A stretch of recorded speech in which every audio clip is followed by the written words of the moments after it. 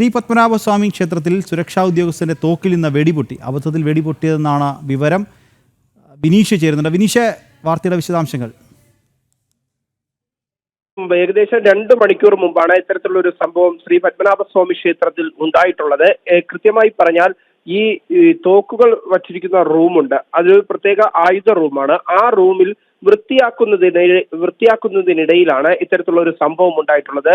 Police ഉദ്യോഗസ്ഥന്റെ കയ്യിൽ നിന്നാണ് ഇത്തരത്തിൽ ഈ തോക്ക് വൃത്തിയാക്കുന്നതിനിടയിൽ വെടി ഉയർക്കുന്ന ഒരു സാഹചര്യം ഉണ്ടായത്. ഇപ്പോൾ നിലവിലെ സാഹചര്യത്തിൽ ഇതുമായി ബന്ധപ്പെട്ടുള്ള അന്വേഷണം ഉന്നത ഉദ്യോഗസ്ഥർ നടത്തി കഴിഞ്ഞു. ചെറിയ തോതിൽ പരിഭ്രാന്തരാകുന്ന ഈ സമീപത്തുള്ള ആളുകൾ പരിഭ്രാന്തരാകുന്ന ഒരു സാഹചര്യം ഉണ്ടായി. വെടി ഉയരുന്ന സമയത്ത് ആ ഒരു ശബ്ദം കേട്ടാണ് സമീപത്തുണ്ടായിരുന്ന ആളുകൾ പരിഭ്രാന്തരായത്.